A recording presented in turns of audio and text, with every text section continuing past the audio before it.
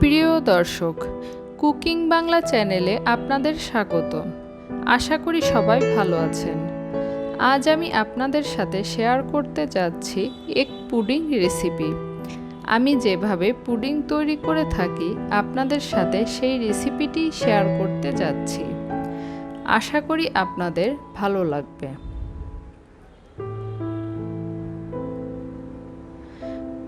প্রথম ধাপে একটি পাত্রে আমি 1 লিটার পরিমাণ দুধ নিয়ে নিয়েছি।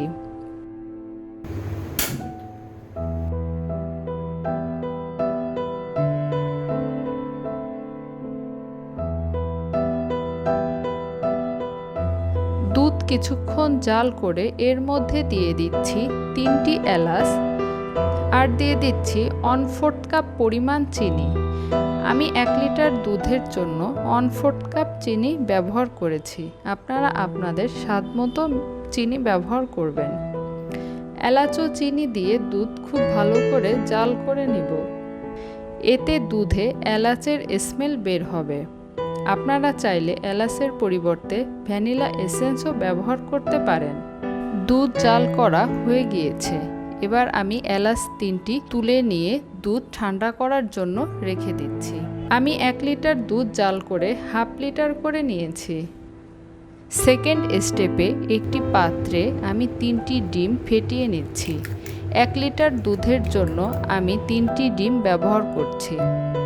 আমি এখানে হাঁসের ডিম ব্যবহার করছি, আপনারা চাইলে মুরগির ডিমও ব্যবহার করতে পারেন। ডিম খুব ভালোভাবে ফেটিয়ে নিতে হবে। ফেটানো ডিম দুধের সাথে ভালোভাবে মিক্সড করে নিচ্ছি। এখানে খেয়াল রাখতে হবে দুধে ডিম মিক্সড করার সময় যেন দুধ নর্মাল তাপমাত্রা থাকে। দুধ গরম থাকলে ডিম জমে যাওয়ার সম্ভাবনা থাকে। ডিম আর দুধ খুব ভালোভাবে নেড়ে মিক্সড করে নিতে হবে। থার্ড স্টেপে আমি ক্যারামেল তৈরি করে নিব। এর জন্য আমি 1/2 কাপ পরিমাণ চিনি নিয়ে নিয়েছি। এর মধ্যে 1/4 কাপ পানি দিয়ে লো হিটে জাল করে নিব। আমি চিনির মিশ্রণটি অনবরত নাড়তে থাকব। যে পাত্রে পুডিং তৈরি করব ওই পাত্রেই ক্যারামেল তৈরি করে নিচ্ছি। এতে পাত্র চেঞ্জ করার ঝামেলা থাকবে না।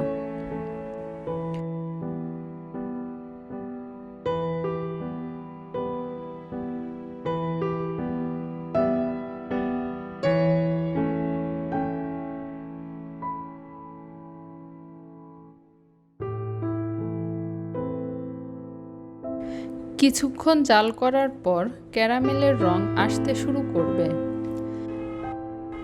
ক্যারামেলের রং লালচে হয়ে গিয়েছে।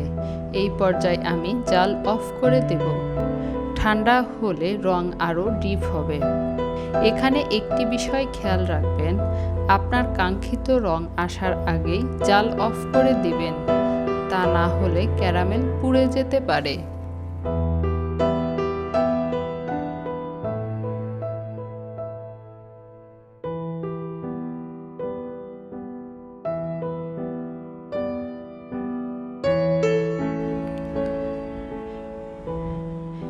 ক্যারামেল ঠান্ডা হয়ে শক্ত হয়ে গিয়েছে। এবার এর মধ্যে ডিম ও দুধের মিশ্রণ ঢেলে দেব।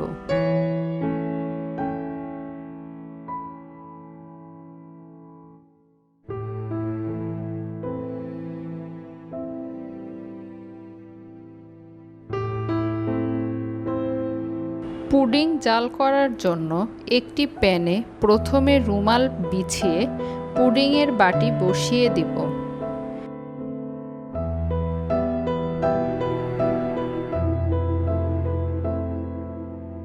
এবার পরিমাণ মতো পানি দিয়ে প্যান ঢেকে 40 মিনিটের মতো জাল করে নিব।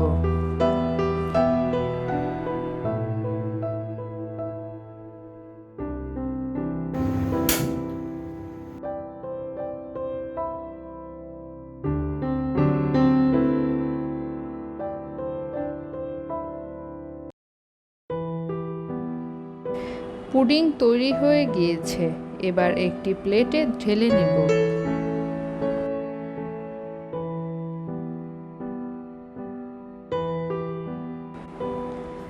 আপনাদের পুডিংয়ের এই রেসিপিটি যদি ভালো লেগে থাকে তাহলে বাসায় ট্রাই করে দেখতে পারেন।